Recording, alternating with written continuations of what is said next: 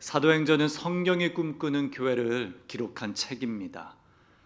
그래서 교회는 인간의 생각이 아니라 성령님의 가르침을 따라 세워지는 곳입니다. 교회는 장소가 아니고 공간도 어떤 건물도 아닙니다. 교회는 예수 그리스도를 경험하는 살아있는 하나님의 터전이요 생명입니다. 예수님은 이 교회를 아름답게 만들기 위해 제자들에게 교회를 가르치시고 이 영적 사역을 계승하셨습니다. 40일간 가르치고 가르치시면서 한 가지 주제에 집중하셨습니다. 하나님의 나라라는 주제입니다. 하나님의 나라. 마가복음 1장 15절에 이르시되 때가 찼고 하나님의 나라가 가까이 왔으니 회개하고 복음을 믿으라 하시더라. 아멘. 처음 세례 요한에게 세례 받은 이후 공생의 사역을 시작하면서 가르치신 건 하나님의 나라입니다. 마지막 40일간 승천 직전까지 가르치신 것도 하나님의 나라입니다. 사도행전 1장 3절입니다. 40일 동안 그들에게 보이시며 하나님의 나라의 일을 말씀하시니라. 아멘. 그렇다면 이 하나님의 나라는 무엇입니까? 하나님의 나라는 예수 그리스도에 대한 모든 것입니다. 하나님의 나라는 즉 예수 그리스도입니다. 그의 생애와 그의 사역과 예수님의 죽음과 부활과 재림과 모든 것, 이것이 하나님의 나라입니다. 그런데 40일이 지나고 이 하나님의 나라의 가르침을 받은 제자들이 승천 직전에 예수님께 좀 다른 질문을 던집니다. 오늘 본문 1장 6절입니다. 그들이 모였을 때에 예수께 여쭈어 이르되 주께서 이스라엘 나라를 회복하심이 이때니까 하니. 왜 그들은 하나님의 나라에 대한 교육을 받았는데 이스라엘 나라라고 물었습니까? 이스라엘 나라라고 말할 때는 여전히 유대 선민 사상이 제자들에게 가득 넘쳐 있다라는 사실을 보여줍니다.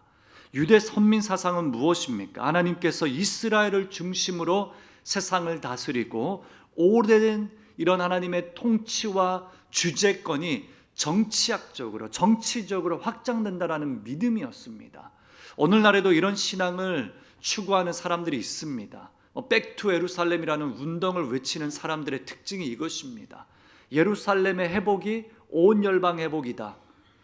맞습니다만 예수님께서는 그 가르침을 하지 않으셨습니다. 예수님은 성경이 꿈꾸는 하나님의 나라의 이야기를 말씀하셨습니다.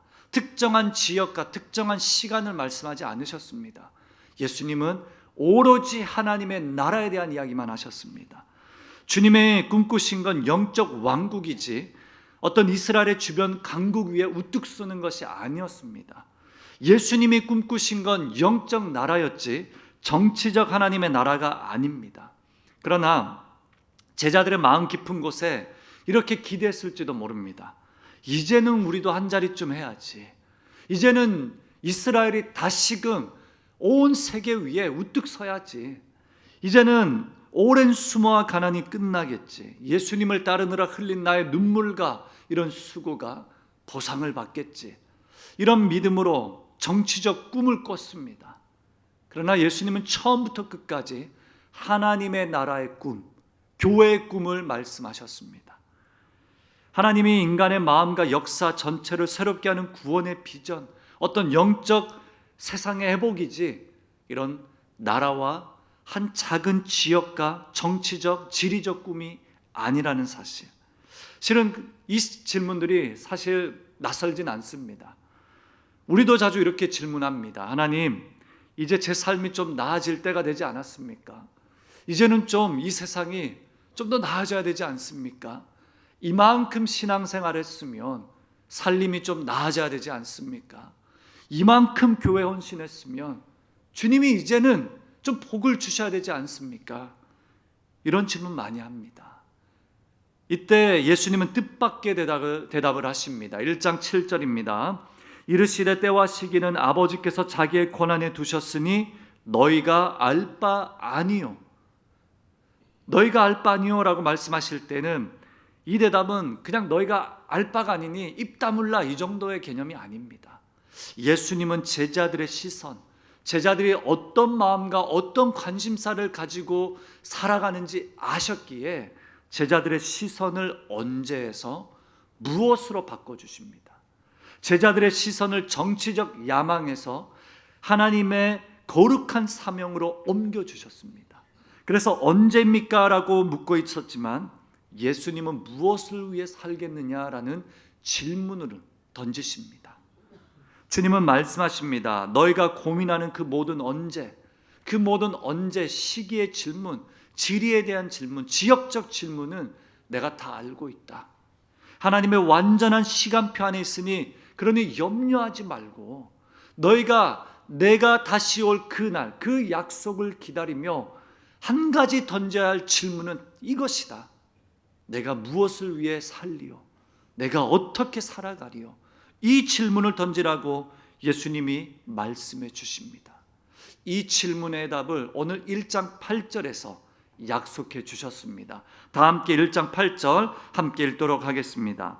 오직 성령이 너희에게 임하시면 너희가 권능을 받고 예루살렘과 온 유대와 사마리아와 땅끝까지 이르러 내 증인이 되리라 하시리라. 아멘. 오늘 우리는 성령님이 임하실 때 하나님의 나라를 이루며 살아가도록 주신 예수님의 약속, 두 가지 약속을 마음에 새기며 붙잡게 되기를 소망합니다. 성령님이 임하시면 주님이 약속하신 첫 번째 약속은 권능입니다. 권능은 원어적으로 디나미스라는 언어를 사용합니다. 영어로는 다이나마이트, 많이 들어보셨겠지만 폭발적인 에너지를 말합니다. 성령님의 권능은 그 자체가 영적 힘입니다. 권세입니다. 폭발적인 능력입니다. 그러나 이 권능을 세상을 폭발시켜 지배하는 힘이라고 말씀하지 않으셨어요. 이 권능은 무엇입니까? 나 자신을 새롭게 하는 힘이라고 말씀하십니다. 이 권능은 예수님의 실제가 내 안에 들어온 하나님의 나라가 되는 것이고 이 하나님의 나라를 살아갈 수 있는 능력이 너희 안에 주어졌다라는 약속입니다. 이 약속이 있기 때문에 내 안에 하나님의 나라 그 권능이 있기 때문에 우리는 사랑할 수 있고 살아갈 수 있고 용서할 수 있으며 인내할 수 있습니다. 성령님의 권능은 바로 이 내 안에 하나님의 나라를 살아내는 힘입니다. 우리가 살아가는 모든 순간이 하나님의 나라입니다. 하나님의 나라는 열매요, 축복이요, 권세요, 치유이며 회복입니다. 하나님의 나라는 모든 것입니다. 이 권능을 우리 안에 주셨습니다. 하영조 목사님이 이전에 이 본문으로 사도행전 강해 설교를 하신 적이 있습니다. 제가 그 말씀을 듣고 메모한 기록이 있었습니다.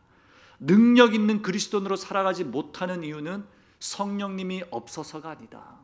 성령님은 늘 계셨다. 성령님은 늘 충만하게 역사하신다.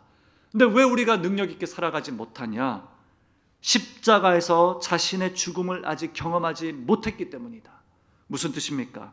자기 죄, 내면의 죄로 인해 죽는 경험을 해야 되는데 죄로 인해 죽었다가 다시 사는 이 영적인 신비로운 경험을 진심으로 해야 되는데 아직 죽지 않는 겁니다. 내가 너무 많은 것입니다. 하나님의 나라가 자리 잡고 하나님의 나라가 나의 삶에서 살아 넘쳐야 되는데 능력 있게 나타나야 되는데 나의 왕국을 꿈꾸지 예수님의 꿈을 꾸지 않는 것입니다. 나의 정치적 어떤 승리를 꿈꾸는 것이지 하나님의 나라의 꿈을 꾸지 않았기 때문이다 지적합니다. 우리는 이 시대를 성령님 없이 살아갈 수 없습니다. 우리는 이 시대를 성령님의 권세 없이는 승리할 수가 없습니다.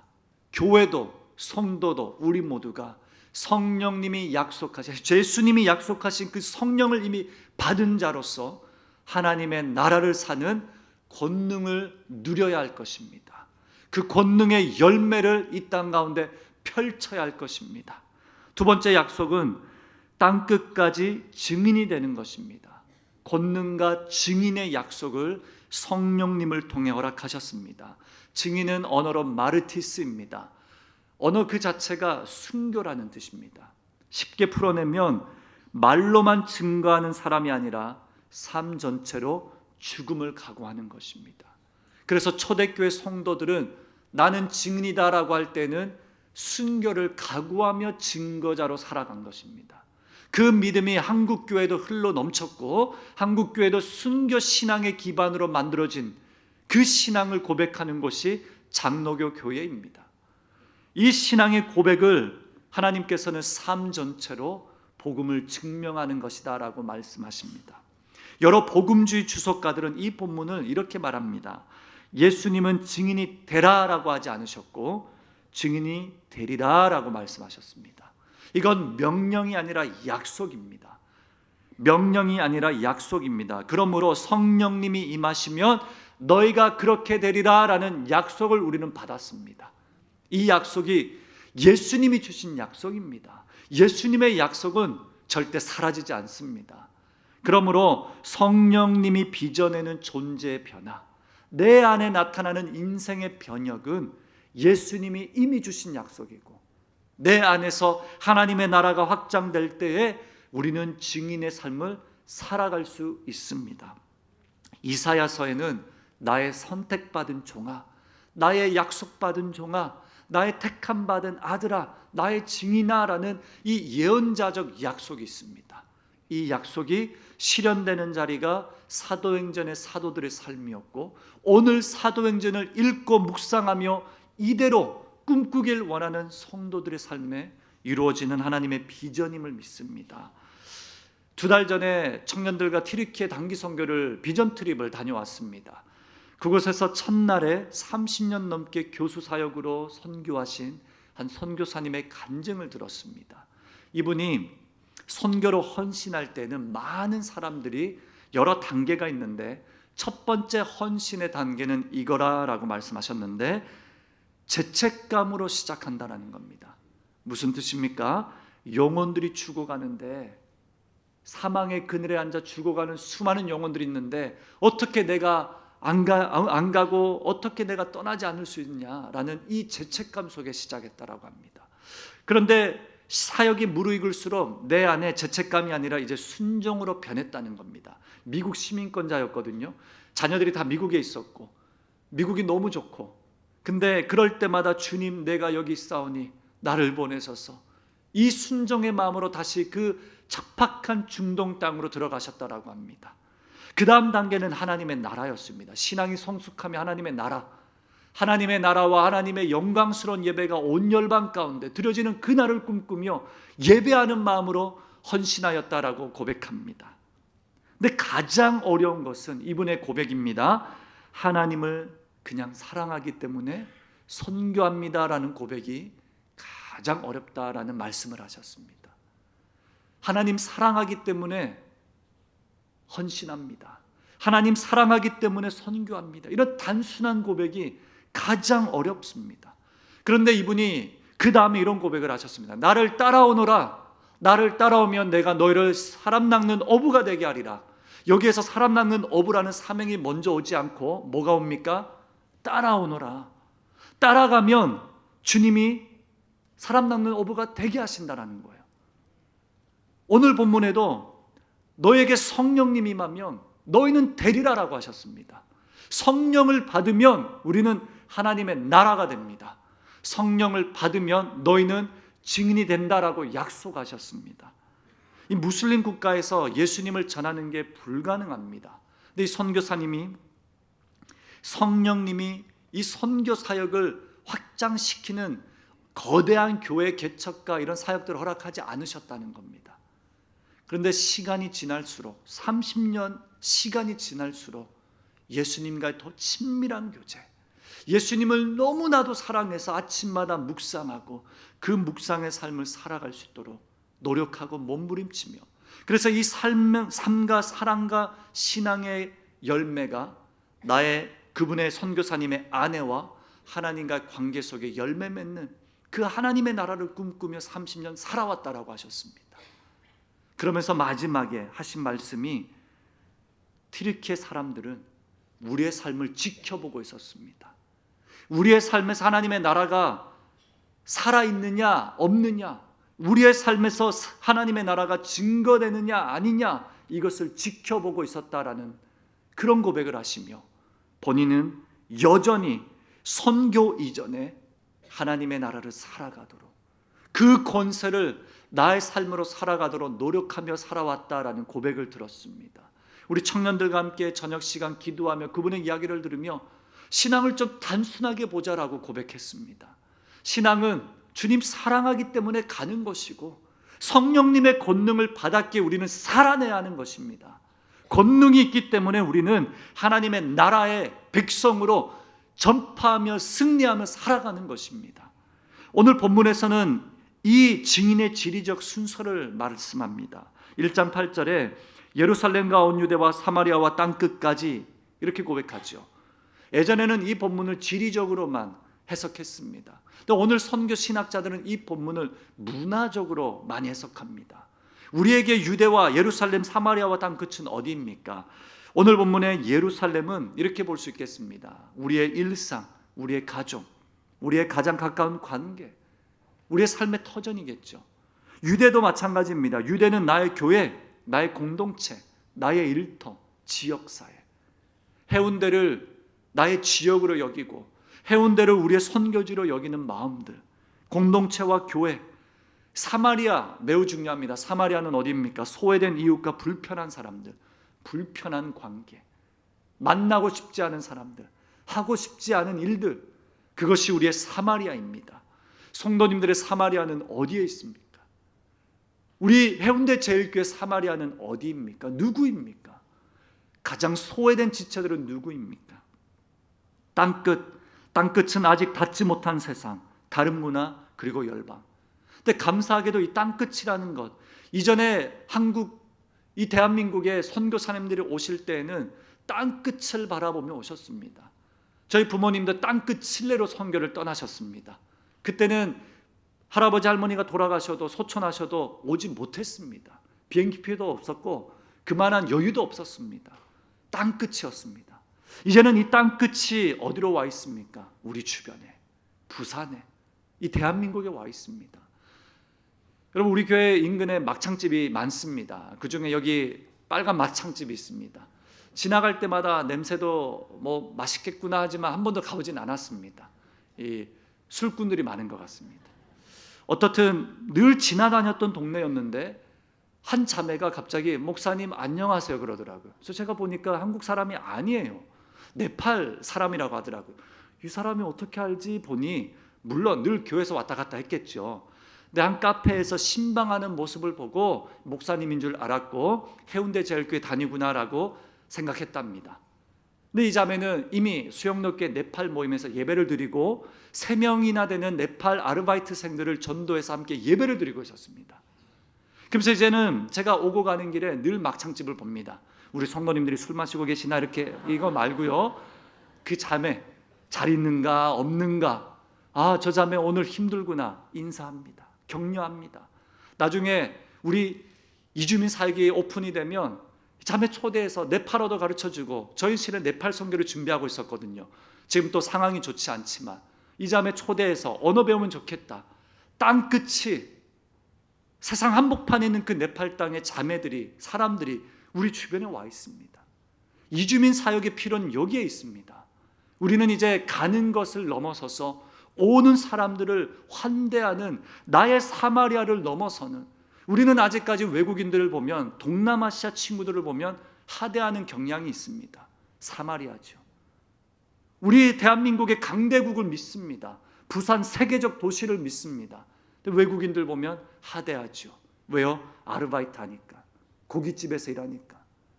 그런 요소들을 우리가 떠나 하나님께서 왜 이 땅으로 그 영혼들을 보내셨는지, 우리의 영적, 우리의 지리적, 우리의 삶과 소명의 모든 영역들이 확장이 되어야 할 것입니다. 근데 여기에서 끝나지 않습니다. 한 신학자는 증인의 삶을 이렇게 표현합니다. 전하는 삶이라고 말합니다. 전하는 삶. 증인의 삶에 여러 가지 기준들이 있는데 전하는 것이다.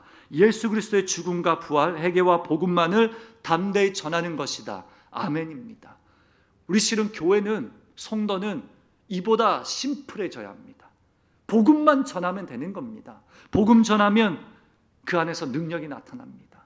복음으로 충만하면 교회는 부흥할 수밖에 없습니다. 성도들의 삶에 복음이 있으면 하나님의 나라를 살아내는 겁니다. 살아낼 때 그게 증인이 된다라는 사실, 그것을 주님이 약속하시고 혼자 감당하기 어려우니 성령님을 보내주신 겁니다. 또 증인의 삶은 살아내는 삶입니다. 말로만이 아니라 삶이 필요합니다. 거룩과 사랑, 고난과 인내, 몸으로 증명하며 살아내는 것.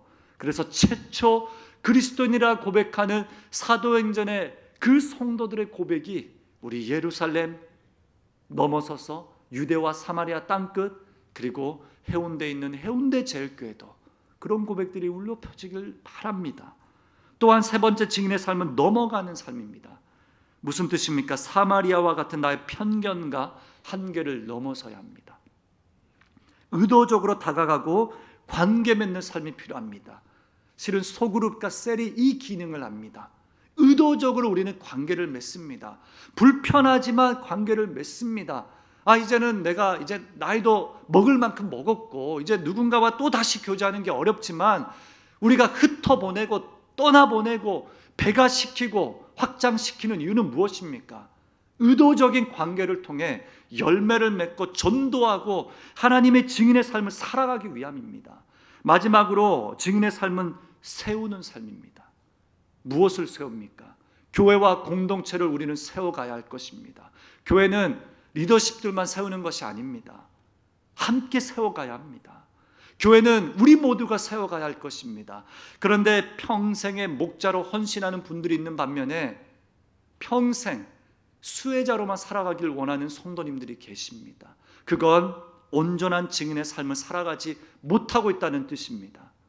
우리는 일평생 교회를 세우는 영적 양육과 힘에 몸부림쳐야 합니다. 일평생에 한 명이라도 영혼을 구원하여 제자를 삼고 제자를 세우는 전도자의 삶을 살아가야 성령님을 보내신 이유와 목적이 이곳에서 열매를 맺는 것입니다. 우리 공동체를 세우기 위해 온 마음을 다 바치는 우리 목자들의 또 교사들의 수고를 기억해 주셔야 합니다. 그분들의 수고를 통해 의도적으로 만남을 가지고 사람들이 열매를 맺습니다. 바라옵기는 우리 남성 성도님들 계속해서 셀 모임에 힘써 주시길 바랍니다. 이제 사도행전 이후에 공동체 이야기 나오면 셀 이야기 계속 할 겁니다. 지겹도록 할 겁니다. 왜요? 모여야 합니다. 모여야 힘이 있고 능력이 있고 부흥합니다. 모여야 교회는 전도의 사명, 구령의 사명과 영혼을 구원하는 사명을 다시 일깨울 수 있기 때문입니다. 그렇게 심플해지는 겁니다. 증인, 삶과 넘어가고 한계를 뛰어넘고 무엇보다 세우는 삶임을 믿습니다. 예수님은 명령형이 아니라 약속으로 말씀해 주셨습니다. 성령을 보내니 너희는 되리라. 이 약속 붙들고 나와 함께 가자. 때로는 부족한 많은 리더일 수도 있습니다. 부족한 많은 아빠 가장일 수도 있고 부족한 많은 어머니일 수도 있고 부족한 많은 목자일 수도 있습니다.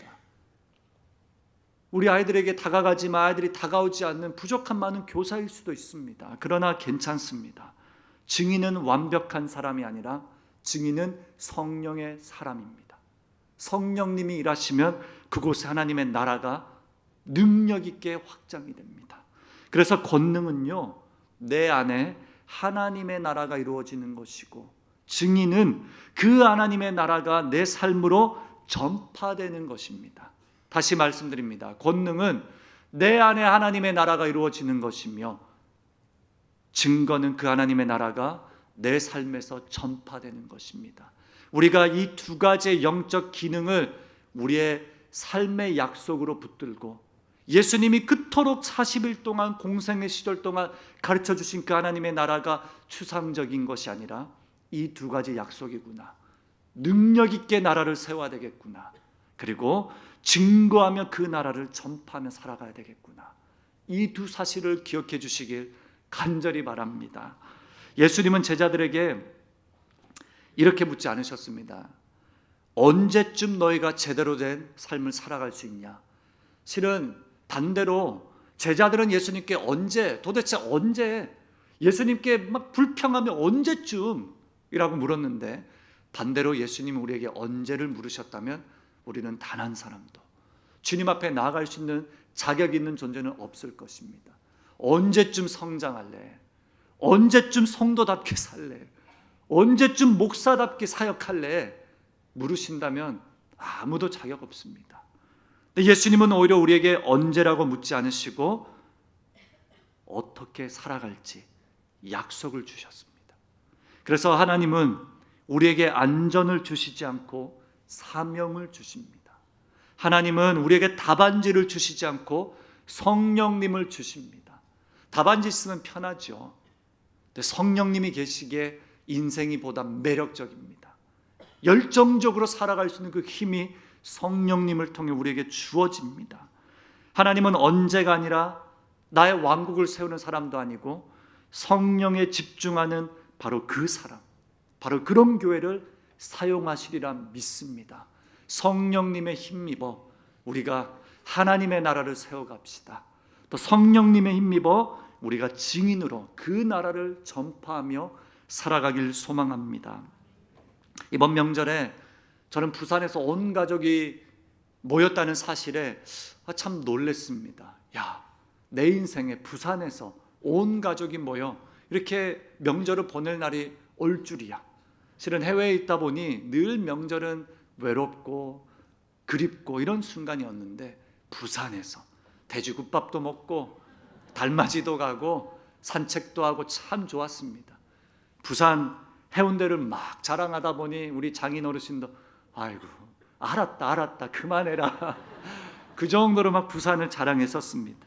목요일에 새벽 예배를 드리면서 하나님께 기도하는데 하나님 왜 부산입니까? 설교를 마무리하면서 이런저런 메모를 아이패드로 하는데 왜 부산으로 보내셨습니까? 이런 질문들을 저는 자주 합니다. 왜 해운대입니까? 왜 해운대 제일교회입니까? 이 왜라는 게 해결되지 않으면 막 하루가 막 답답한 거예요. 막 계속 메모하고 성경 보고 이러면서 답을 찾아가는 그 시간을 저는 즐깁니다. 왜 부산일까? 근데 그때 부산 막 적다 보니 갑자기 부산 이 한자가 궁금한 겁니다. 제가 실은 부끄럽지만 처음 알았습니다. 여러분 아십니까? 무슨 부입니까? 네. 2부 때는 한 두세 분만 아셨던 것 같습니다. 이 가마부 그리고 매산이죠. 가마부 매산. 뭐 뜻은 여러 가지가 있겠지만 산이 많다라는 뜻 아니겠습니까? 근데 산이 많다라니까 뭔가 좀 폐쇄적이고 좁아 보이고 뭔가 좀 엉졸해 보이더라고요. 물론 산은 높고 위대하지만 근데 제가 이 부가 마음에 안 드는 거예요. 가마부 이게 뭐죠? 뭐 들들 끓는 뭐 성령의 뭐 그런 것도 있겠지만 이 부 이제는 앞으로 부는 부르심의 부입니다, 여러분. 네, 그리고 막 적었습니다. 부르심이다. 그리고 산은 뭘까? 산과 바다 있지 않습니까? 산을 넘어 바다 넘어 증인이 되라는 것이죠. 이제 부산은 산을 넘어 바다를 넘어 부르심을 따라 증인으로 살아가는 증인의 도시라고 믿습니다. 그리고 적고 이거다. 기분 좋게 기가했습니다. 부산 하나님이 보내신 이유가 이거구나. 주님이 부르신 것이다. 그리고 하나님의 나라를 살아내고 내가 너에게 선물로 준 성령님과 함께 증거자들을 세우라는 그 하나님의 약속으로 받은 아침이었습니다. 증거자들이 많아지는 해운대 제일교회 되길 간절히 소망합니다. 걸어 다니시다 보면 나의 사마리아가 바로 옆에 있습니다. 나의 유대도 있고 예루살렘도 있습니다. 심지어 땅끝도 있습니다. 저는 요즘 남미 출신들을 많이 보게 됩니다. 스페인어를 제가 이해를 하니까 남미에서 왔구나. 그럼 제가 막 인사를 하게 되는 거예요. 올라라고 하면 됩니다. 그 시장 다니시면서 올라 그러면 신기하게 보실 겁니다. 그리고 떡볶이 하나 사주십시오. 네, 땅끝이 우리에게 와 있다라는 사실 얼마나 큰 축복입니까? 하나님께서 우리 사랑하는 성도님들을 자랑스러운 부산 시민이 되게 하신 이유가 무엇입니까? 우리 해운대 제일교회로 해운대 세우신 이유도 무엇입니까? 부족하지만 하나님의 권능이 너에게 주어졌기에 그 나라는 확장될 것이다.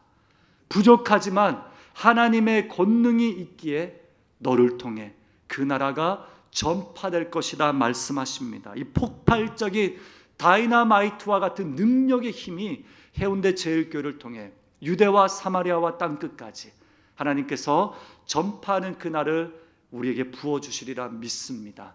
우리 그런 교회, 그런 능력 있는 교회, 건세와 전파와 하나님의 놀라우신 일하심 있는 하나님의 나라가 있는 교회 되길 간절히 사모하며 주님의 이름으로 축복합니다. 기도하겠습니다. 하나님, 우리 해운대 제일교회를 부산에 세우신 이유가 무엇입니까? 성령의 권능을 받아 권능을 따라 하나님의 나라를 살아내며 그 하나님의 나라를 전파하며 살아가라는 아버지의 약속임을 믿습니다. 명령으로 주셨으면 이것이 부담이 되고 때로는 아프기도 하겠지만 명령이 아니라 약속입니다.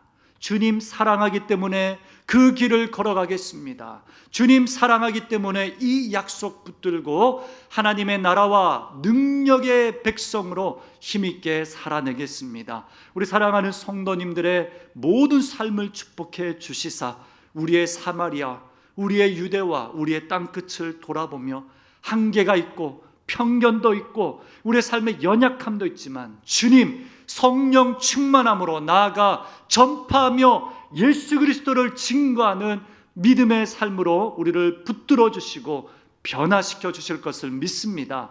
우리가 드리는 예물을 통하여 하나님의 나라를 확장시키는 일로 마음껏 사용하여 주옵소서. 우리 선교국이 기도하는 이주민 사역들이 아름답게 열매 맺는 날을 고대합니다. 우리 사랑하는 성도님들의 모든 일상에 편견을 넘어서는 땅끝을 선물로 허락해 주시길 간절히 바랍니다. 우리 자녀들의 입시와 취준생들, 군입대한 자녀들 강건하게 붙들어 주시고 하나님의 나라를 살아가는 성령의 충만함으로 흔들리지 않도록 도와주옵소서. 우리 환우들과 특별히 연로하신 부모님들 강건하게 붙들어 주시고 끝까지 총명을 잃지 않고 증거자로 전파자로 살아내며 하나님 넘어가며 공동체를 세우는 귀한 동력자들 되길 간절히 바랍니다. 우리 셀을 견고하게 붙들어 주시사 소그룹이 모일 때마다 영혼을 빚어내고 전도와 생명이 살아나는 그런 영적 초소 되기를 간절히 바라며 이 모든 말씀 예수님의 이름으로 기도합니다. 아멘.